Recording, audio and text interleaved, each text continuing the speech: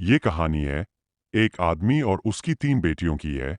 उसकी बीवी कुछ साल पहले वफात पा चुकी थी। उसकी तीनों बेटियां बहुत खूबसूरत थी, मगर सबसे छोटी बेटी अपनी बहनों में सबसे ज्यादा समझदार थी। उसका नाम जैनब था। करमदीन अपनी तीनों बेटियों से बहुत प्यार करता था। उसन कभी अपनी बेटियों को माँ की कमी महसूस नहीं होने दी। वह अपनी बेटियों की हर ख्वाहिश पूरी करता था। अब कमदन की बेटियां बड़ी हो चुकी थी और अपने पिता के लिए खुद से खाना बनाने लगी थी। जब करमदन काम के सिलसिले में बाहर जाता तो उसकी बेटियां उसके लिए खाना तैयार करके साथ दे देती। उसी गांव में एक बेवा औरत भी रहती थी जिसकी एक बेटी थी। उस बेवा की आदत थी कि वह हर घर में कुछ ना कुछ मांगने के लिए चली जाती थी। जब करमदीन की बेटियां अपने पिता के लिए खाना बनाती तो वह औरत अक्सर उसी समय उनकी आग मांगने के लिए आ जाती। लेकिन करमदीन की सबसे छोटी बेटी जैनब को वह बेवा औरत बिल्कुल भी अच्छी नहीं लगती थी। जब भी वह औरत उनके घर आती, जैनब अपनी बहनों से कहती, यह औरत हमारे घर क्यों आती है? यह औरत बिल्कुल भी अच्छी नहीं है। बड़ी दोनों बहनें जैनब को समझाती दे। देखो, यह बेवा औरत है और गरीब है।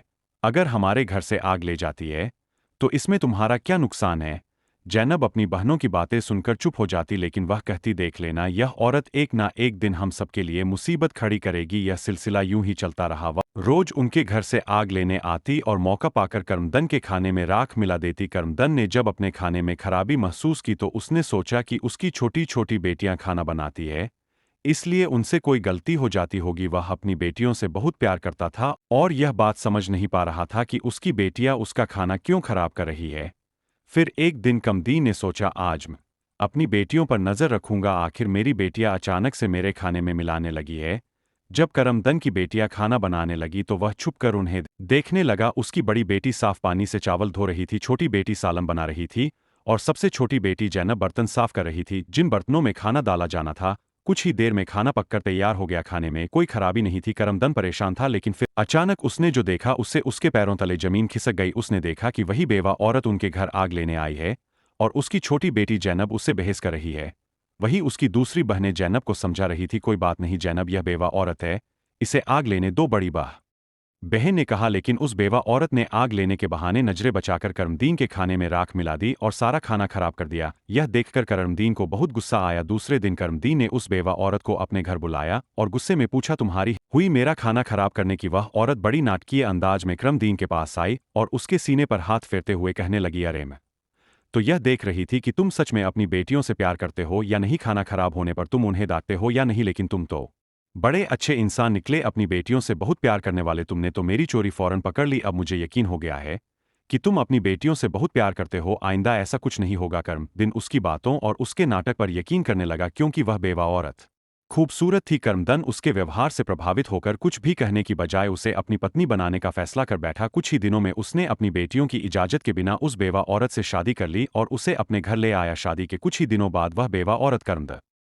की तीनों बेटियों से सख्त नफरत करने लगी। वह चाहती थी कि किसी भी तरह करमदीन की बेटियां इस घर से निकल जाए। उसने उन्हें घर से निकालने के लिए तरह तरह के मंसूबे बनाने शुरू कर दिए। वह सोचती थी कि अगर बेटियां घर से चली जाएंगी तो वह और उसकी अपनी बेटी आराम से ऐश की जिंदगी जी सकेंगी। साथ ही करमदीन का पूरा ध्यान सिर्फ उसी और उसकी बेटी पर रहेगा। वह जानती थी कि करमदन अपनी बेटियों से बहुत मोहब्बत करता है और उन्हें जरा भी दुखी नहीं देख सकता। उसकी अपनी बेटी हमेशा कीमती कपड़े पहनकर घूमती रहती थी, जिससे वह मॉडर्न लगती थी। लेकिन सौतेली माँ ने करमदन की तीनों बेटियों को घर का सारा काम करने पर मजबूर कर दिया। वह उन्हें ठीक से पेट भर खाना भी नहीं देती थी और धीरे धीरे उनकी दूसरी जरूरतें भी कम कर दी। तीनों बहनें हर समय दुखी रहने लगी। एक दिन दो बड़ी बहनें रो रही थी तो जैनब अपनी बड़ी बहनों के पास आई और कहने लगी, प्यारी बहनों, आओ हम तीनों कहीं बाहर चले ताकि हमारा दिमाग फ्रेश हो जाए। फिर वह तीनों बहनें घर से निकल गई और चलते चलते एक जंगल में जा पहुंची। वहां एक घने दरख्त के नीचे बैठकर वे रो रो कर अपनी मां को याद करने लगी। इतने में उनके पास से एक अल्लाह वाले बुजुर्ग का गुजर हुआ। जैनब जमीन पर बैठी रो रही थी और कह रही थी,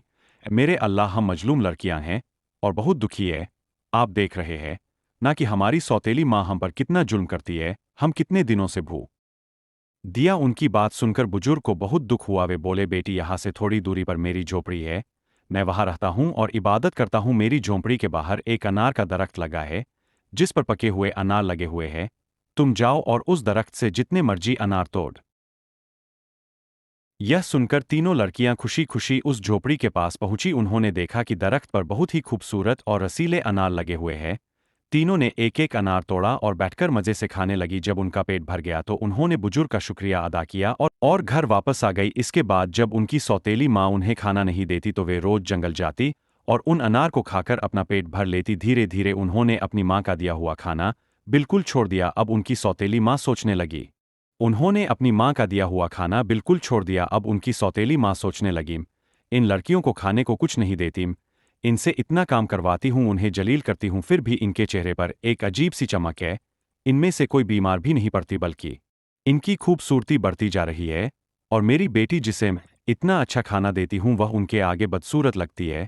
दूसरे दिन जब वह लड़कियां जंगल की तरफ गई तो सौतेली माँ ने अपनी बेटी को उनका पीछा करने के लिए भेज दिया। जब तीनों लड़कियां अनार तोड़कर खा रही थी तो जैनब ने अपनी सौतेली बहन को देख लिया। उसने बाकी बहनों से कहा, यह लड़की हमारा पीछा कर रही है, मैं इसे यहाँ से भगा देती हूँ। फिर जैनब ने अपने हाथ में पकड़ा अनार छुपा लिया और बोली, अगर यह सब कुछ अपनी माँ को बता देगी तो यह हमारे लिए परेशानी का कारण बन सकती है।